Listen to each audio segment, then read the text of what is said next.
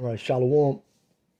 Back at you with another lesson. But first, I'd like to give all praises, glory, and honor to Yahawah, Yahawashi, BAHASHAM, Qadash, and double honors to the elders and the apostles of Great Millstone, who are the true leaders of the nation of Israel in his last days, if you can believe it, receive it or not.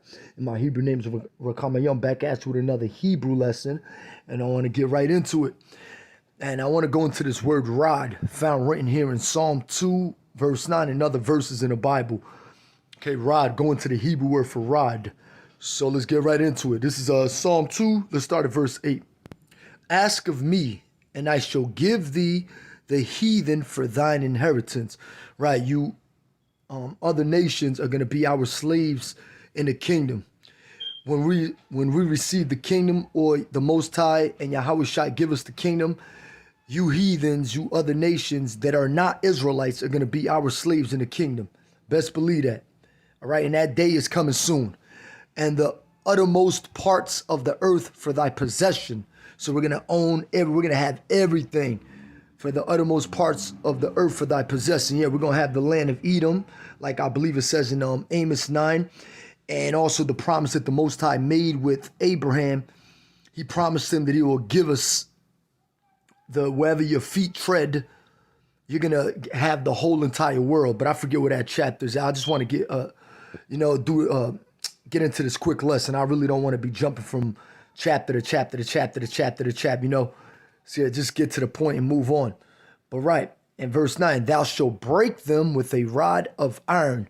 Thou shalt break them with a rod of iron, meaning we're going to break these nations. If they go off, we're gonna beat their ass over the head with a rod of iron. That's what you do with a rod of iron. A rod of iron is when you're you use a rod of iron when you're in authority. Right now, we don't have a rod of iron, right? We don't have a staff that we can say, look, we're kings. Yeah, you can walk around with a staff, because I know a lot of you Israelite camps do, but what good is it if you're not in rulership? I know, what good is it if you're not in rulership? I'd rather have a staff in the kingdom than just walk around with a staff and just, okay, I know we're going to be ruling one day. Yeah, that's cool. You could think like that, but me personally, I know a lot of brothers would agree with me, but they would rather have a staff and a rod in the kingdom. That shows that you're going to be higher. You're on a high level, and now your enemies are down on this low level. But anyway, thou shalt dash them in pieces like a potter's vessel. And it ties in perfectly. This verse, 2 verses I read, ties in perfectly with Revelation, the 2nd chapter, when Yahawashi gives us the rulership. We're going to be ruling over these heathens. Yahawashi himself is going to be sitting on the throne of David, ruling over you heathens. Okay. So when I say heathen, I'm talking about you Edomites, you so-called white people. I'm talking about you East Indians, you Elamites. I'm talking about you Chinese, you Moabites, you Japanese, you Ammonites. I'm talking about you Africans, you Hamites, you Polynesians, you Japhetic demons. Okay, we're going to rule over all of you. Now let's go into that word for rod.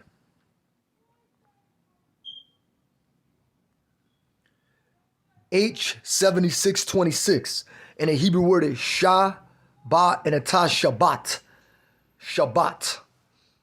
Shabat, which is rod, staff, branch, staff, spear, truncheon, sceptre, right? Another word for staff or rod is sceptre.